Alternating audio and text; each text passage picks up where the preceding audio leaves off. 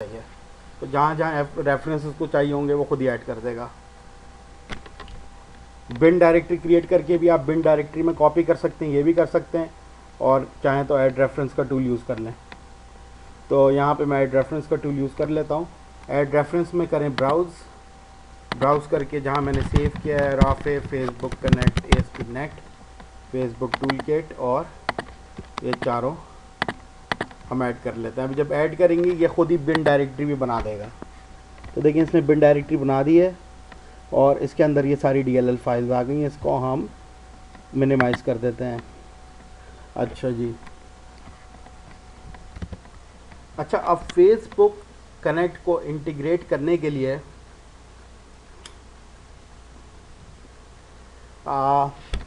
एक सबसे जो इम्पोर्टेंट चीज़ है वो ये है कि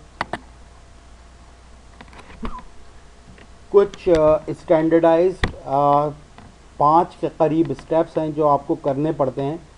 समझ लें एक टेम्पलेट आपको बनानी पड़ती है। कुछ कोड है फेसबुक का अपना, कुछ 2 जावास्क्रिप्ट के सोर्सेज हैं, 2-3 मतलब 5 चीज़ें हैं जो आपको ऐड करनी होती हैं, और उसके बाद आप अपनी एप्लीकेशन कोड शुरू कर सकते हैं। ये कोड हार्ड कोड करना होता है आपको, और इसका जो आपको मिलेगा मैं आपको दिखा देता हूँ। मैं एक्सप्लेन करने में थोड़ी प्रॉब्लम हो रही है। अगर हम यहाँ पे चलें और आप इस URL पे आइए wiki.developers.com/wiki.developers.facebook.com/index.php/xfbml, इस URL पे आप आइए। तो यहाँ पे आपको इसने थोड़ा सा पेज में नीचे आएंगे तो आपको मिलेगा रेंडरिंग XFBML। यहाँ पे इसने आपको तकरीबन 5 स्टेप्स बताए हुए हैं जो आपको करने ही करने लाजमी हैं, और उसके बाद आप फिर API कॉल कर सकते हैं। तो ये सारे स्टेप हार्ड कोडेड हैं, ये आपको करने ही करने और इसी तरीके से करने, इसमें आपकी अपनी कोई लॉजिक नहीं है जो यूज़ हो रही है, तो ये आपको करना ही करना है।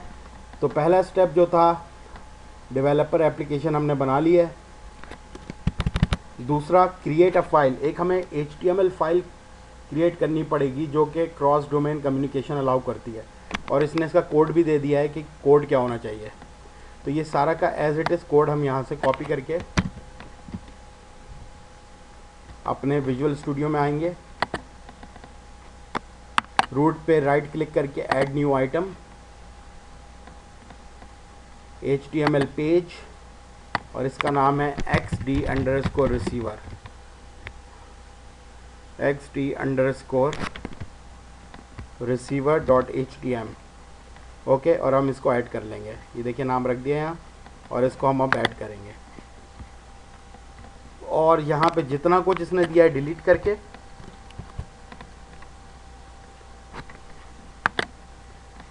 जो फेसबुक से हमने कॉपी किया है अभी वो यहाँ पेस्ट करेंगे। सही है। तो अब हमारी जो एप्लीकेशन है वो क्रॉस डोमेन कम्युनिकेशन के लिए रेडी हो गई है। अच्छा, अब तीसरा स्टेप क्या है? अच्छा, ये वाले जो शुरू के 2 स्टेप्स हैं, ये आप जब भी एक नई ASP.NET की एप्लीकेशन बनाएंगे तो पहले आपको क्या करना होगा कि आप डेवलपर एप्लीकेशन बनाएंगे फेसबुक में जाके, और दूसरा आप ये HTML फाइल बनाएंगे XD_receiver के नाम से, और उसमें ये वाला जो कोड है ये आप पेस्ट करेंगे। जब ये हो जाएगा तो अब आपकी एप्लीकेशन के अंदर जितने भी ASPX पेजेस बनेंगे, जितने भी HTML पेजेस जो भी बनेंगे, उन सब में अब आपको जो करना होगा वो ये करना होगा। सही है। तो पहले तो ये जो डॉक टाइप इसने दिया है यहाँ से उठा के ये पूरा का पूरा है हम अपने हर पेज में कॉपी करेंगे, यानी कि जो हमारा डिफ़ॉल्ट का जो पेज है उसके जो ये डॉक टाइप है और जो ये HTML की जो नेम स्पेस है। डॉक टाइप तो बेसिकली सेम है, आप देख लें दोनों की सेम है, और HTML की जो XML नेम स्पेस है वो भी सेम है। फ़र्क ये है कि फेसबुक में इसने एक और नेम स्पेस ऐड की है FB की, XML नेम स्पेस : FB। तो चाहें तो आप खाली ये वाला हिस्सा भी ऐड कर लें यहाँ से, बजाय इसके अगर सारा ऐड करें। मैंने आपको दिखा दिया ना ताकि फ़र्क पता रहे कि पूरा डिफरेंट नहीं है, बस ये आखिरी का डिफरेंट है। तो हम यही उठा लेते हैं खाली, और ये यहाँ पे पेस्ट कर देते हैं।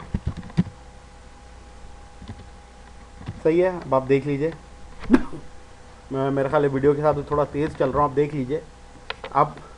अब जैसे कि हमने डिफ़ॉल्ट .aspx में ये पेस्ट किया है, अब अगर मैं एक डिफ़ॉल्ट 2 बनाऊँगा या डिफ़ॉल्ट 3 बनाऊँगा या लॉगिन बनाऊँगा और उस पेज में भी मुझे फेसबुक कनेक्टिविटी चाहिए होगी, तो मुझे ये करना पड़ेगा कि मैं ये XML नेम स्पेस फेसबुक की ऐड करूँ। सही है। अच्छा, अब आगे क्या कह रहे हैं। अब ये वाला जो चौथे नंबर पे जो कोड इसने दिया है, ये आपको हर पेज पे, ये चौथे नंबर का कोड आप देख लीजिए, ये आपको हर पेज पे बॉडी, जहाँ पे आपकी बॉडी क्लोज हो रही है HTML की, उससे बिल्कुल पहले इंसर्ट करना होगा। सही है, ये वाला कोड, सॉरी ये बॉडी क्लोज नहीं, मैंने पढ़ा नहीं सही तरह से। ये जो है जहाँ बॉडी शुरू हो रही है, ये जो यहाँ पे बॉडी शुरू हो रही है, इसके बिल्कुल बाद आप देंगे। और आखिरी का जो 5वां स्टेप है,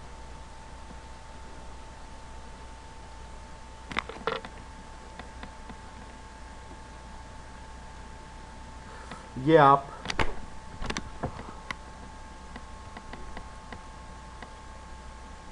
यहाँ पे, तो ये वाला जो आखिरी का है, ये आप यहाँ पे पेस्ट करेंगे बिल्कुल बॉडी क्लोज होने से पहले। फेसबुक की जो रिक्वायरमेंट्स हैं इस आखिरी स्टेप की, वो ये हैं कि इस कोड को आप वहाँ पे प्लेस करें जहाँ पे बिल्कुल आपकी फ़ाइल एंड हो रही हो। यानी कि जब आपके सारे फेसबुक की कनेक्टिविटी का कोड जब आप ख़त्म कर लें, उसके आखिर में आप ये वाला कोड इंसर्ट करेंगे। तो बेस्ट प्लेस मेरे ख़्याल में यही है कि आप बॉडी से पहले इसको डाल दें, क्योंकि आप चाहें तो अब यहाँ पे भी कोड लिख सकते हैं फेसबुक के कनेक्शन का। सही है, क्योंकि अब बॉडी के बाद तो नहीं लिखा जाएगा और यहाँ पे भी नहीं लिखा जाएगा। तो बिल्कुल जहाँ पे बॉडी ख़त्म हो रही है उससे पहले आप 5वां इंसर्ट करें। और यहाँ पे ये आपसे मांग रहा है और API की हमने नोटपैड में इंसर्ट की थी, API की हम यहाँ इंसर्ट कर देते हैं। और ये रिलेटिव पाथ मांग रहा है xdreceiver.htm का। रिलेटिव पाथ हमारा, क्योंकि हम रूट डायरेक्टरी में हमने xdreceiver रखी है, तो हम इसको हटा के xdreceiver इसको खाली रहने देते हैं .htm, और ये हमारा सेव कर लेते हैं। तो ये देखिए यहाँ पे, तो ये अब फेसबुक से इंटरैक्ट करने के लिए हमारी ASP.NET एप्लीकेशन पूरी तरीके से रेडी है। तो पहला स्टेप है कि आप फेसबुक में जाके डेवलपर एप्लीकेशन बनाएं, कैनवस पेज और कैनवस URL दें वहाँ पे। दूसरा स्टेप है कि आप पहला स्टेप है आप फेसबुक टूल किट डाउनलोड करें, फिर आप डेवलपर में जाएं और वो ऐड करें। अच्छा, फिर आपका तीसरा स्टेप है कि आप xdreceiver की फ़ाइल बनाएं। xdreceiver की फ़ाइल जो बनाई थी, इसका पूरा कोड फेसबुक ने दिया है और एज इट इज़ इसमें आपको रखना है, क्योंकि ये एक फ़ाइल यहाँ पे जो जावास्क्रिप्ट की जो एक फ़ाइल है वो मांग रहा है। तो एज इट इज़ ये यहाँ पे आ गया। उसके बाद